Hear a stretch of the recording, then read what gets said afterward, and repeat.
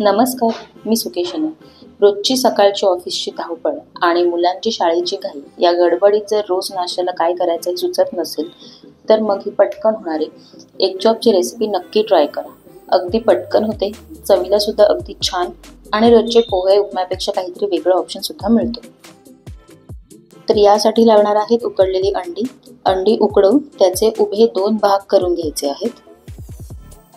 त्यानंतर लागणार आहे उकडलेले बटाटे उकडवून त्याचे साल काढून किसून घ्यायचे आहेत. त्यानंतर लागणार आहे रवा, मीठ चवीप्रमाणे, लाल तिखट चवीप्रमाणे, हळद चवीप्रमाणे आणि तेल गरजेपुरतं. आता किसलेल्या बटाट्यामध्ये थोडंसं मीठ टाकून, थोडी हळद आणि थोडं लाल तिखट टाकून ते व्यवस्थित मळून त्याचा सॉफ्ट असा गोळा तयार करून घ्यायचा आहे.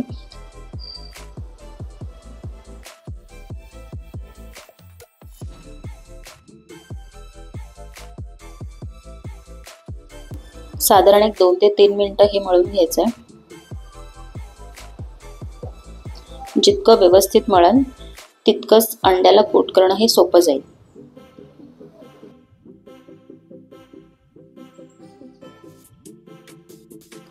आता किसलेल्या बटाट्याचा सॉफ्ट असा गोळा तयार आहे.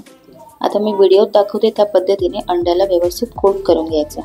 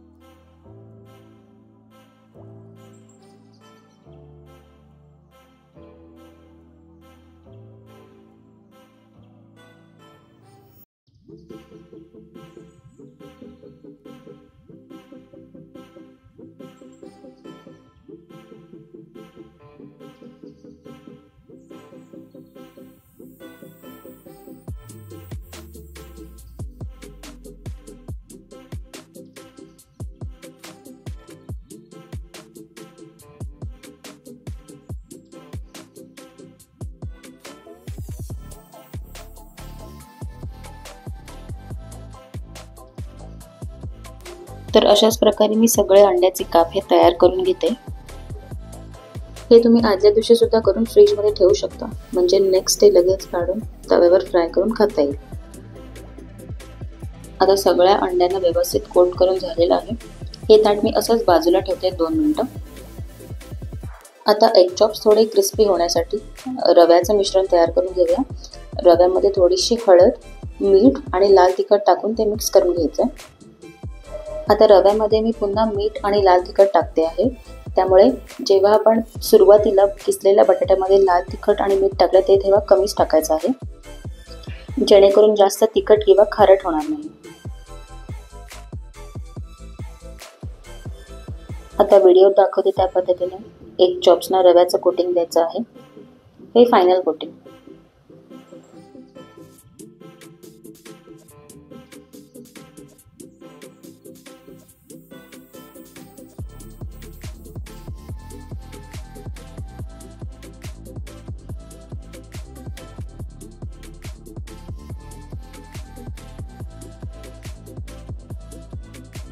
आता सगळ्या पीसेसना रव्याचं कोटिंग देऊन झालेलं आहे.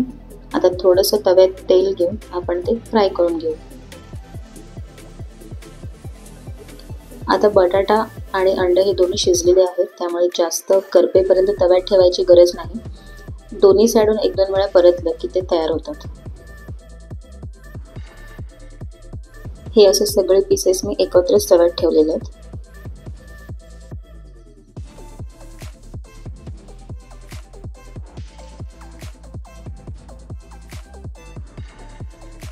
आता मी हे परतवून घेतलेत.